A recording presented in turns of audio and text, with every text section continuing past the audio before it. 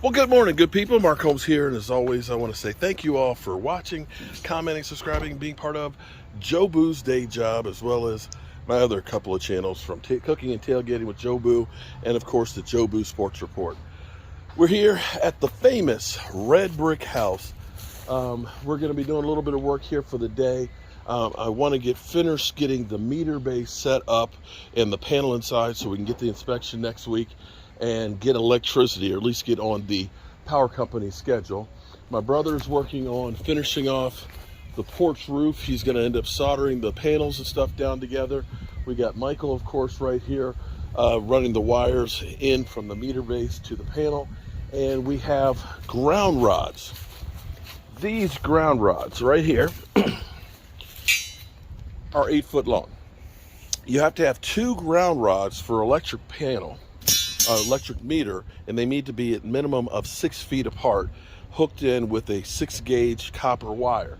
So what we're going to do is we're going to drill a hole from inside down under for our copper wire. We're going to put a ground rod right here and a ground rod right there. I know what you're saying right now. That's a lot of pounding. And what I used to do is actually take a sledgehammer and pound those suckers in. Well, here's the great thing. I have a Bosch heavy-duty hammer drill, and they actually now have an attachment on there that is made to use that, just basically right in the ground. So instead of sometimes spending, because you can see we have a lot of rocks here, spending sometimes hours pounding and praying that you don't hit a big rock, this thing usually will go down in a matter of minutes. Now here's the problem. We're hooking up electricity. Yes, sir. For yeah, I've got there in the back. There should be 2 of them in there. Yeah. Here's the thing. We don't have electricity. So that's a bit of a problem. Now you could say, well, maybe you could run an extension cord from your next door neighbors. It's a 250-year-old cemetery next door. That's not going to work. So guess what we have? This is where I love my DeWalt tools. I'm Mr. Cordless Tool. Well, here's what we have inside. Let me show you. All right, so check this out. This is my DeWalt 4-bank charger system, right?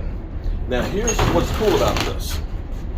This is where you plug it in so you can charge 4 batteries at once, rapid charging, or you have this button right here where you can turn this into an inverter.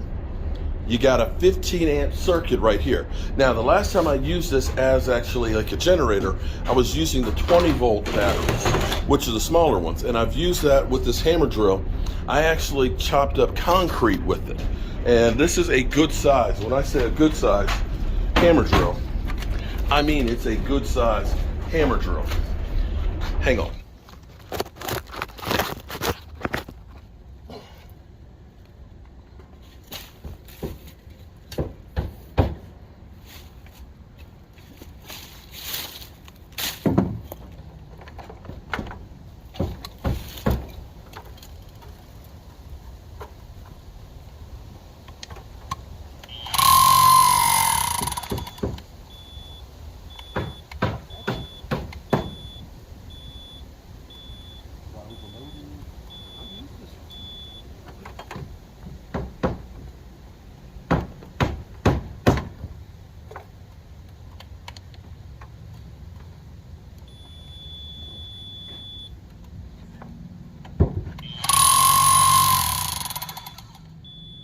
Wonder if it's the 20-amp batteries.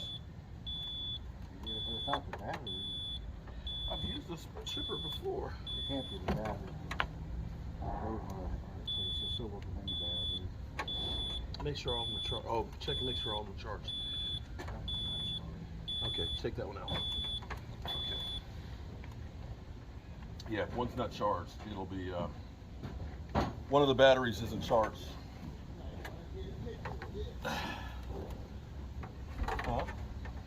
We'll be up there in just a second. As soon as we finish getting this down.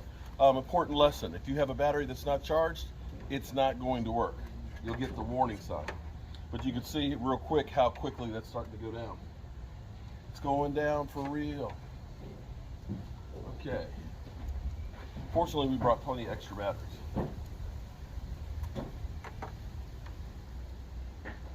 Okay.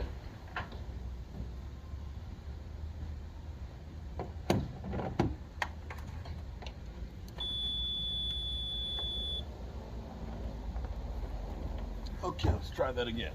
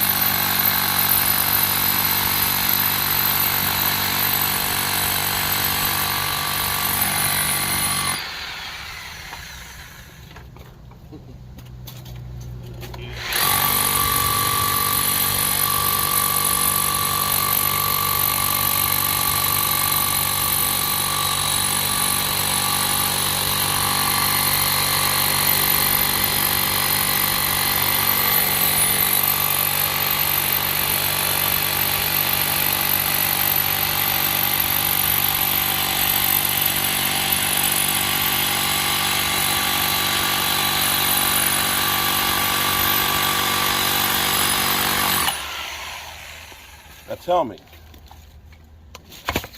8-foot ground rod, bam.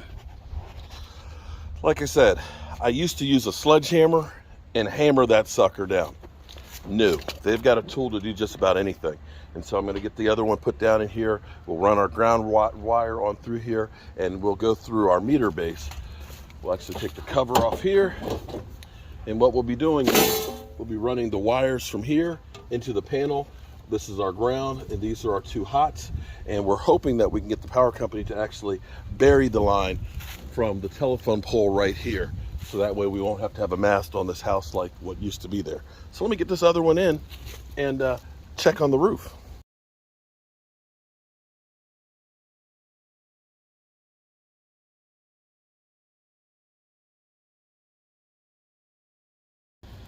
So let me tell you guys one of the biggest secrets that I've learned throughout my years.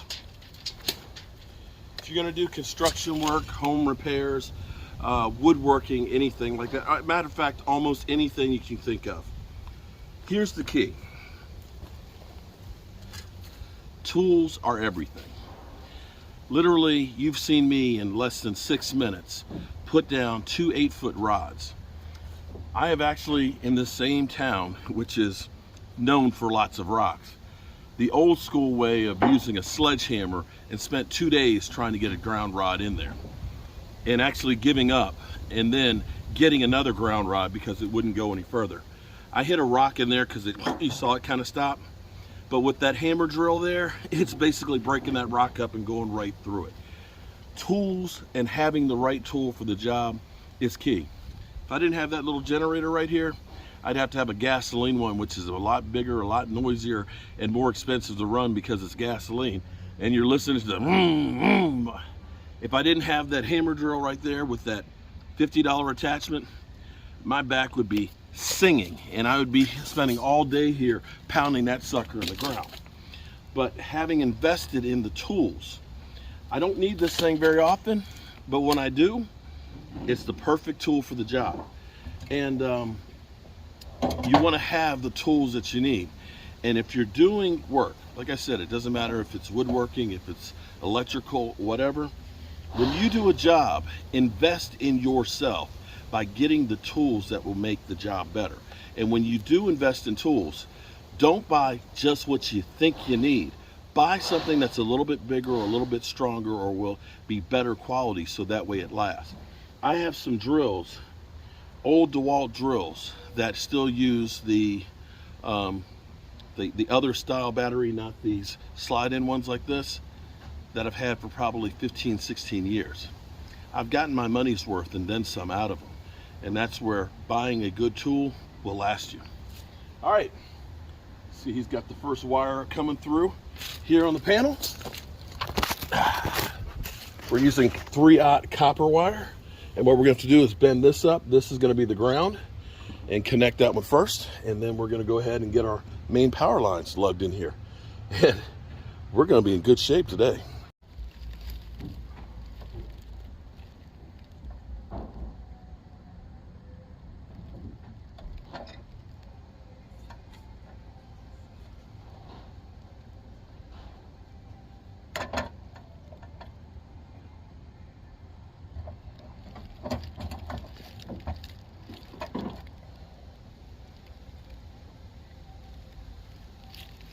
We're marking our tape, our wires, with green, white, and red.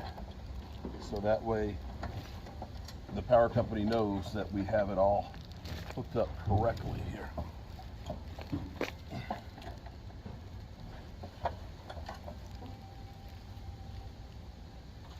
We're using actually copper wire in here instead of the aluminum one. I couldn't actually find any aluminum wire. If you use aluminum, you have to use heavier gauge.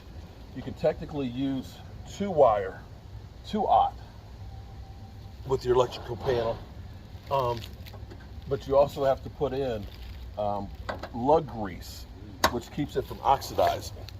With the copper is a better conduit, and you can use technically 2/0. We're actually putting in 3 in here for 200 amp service, and because we ended up getting stranded as opposed to when you can buy it all together, having a hard time finding it all together these days, because we ended up buying it as a roll, a long piece. That's why we're putting the tape on it. When you can buy it already together, it'll have the color coding already on the wire itself, so they know which is which. You'll see a red stripe and a white stripe on them, so that way you know you got the real deal. It'll be nice once we get electricity in here. Okay.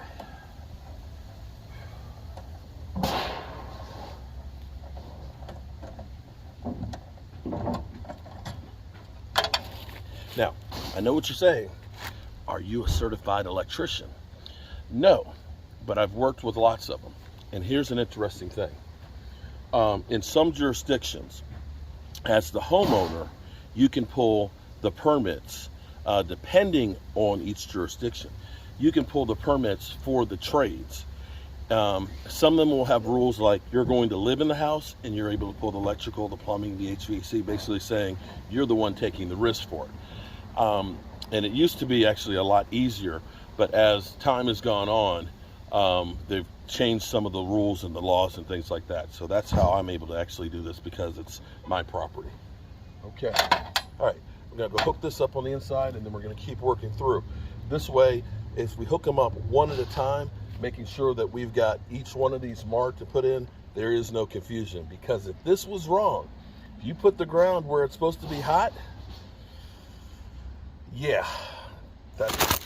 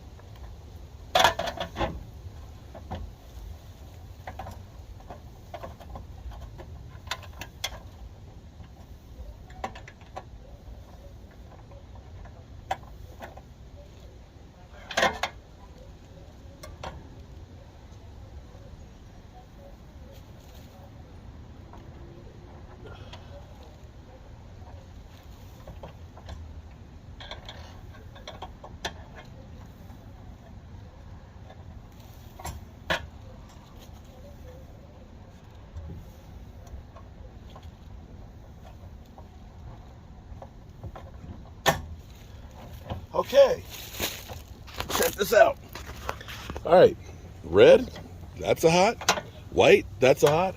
That's my neutral.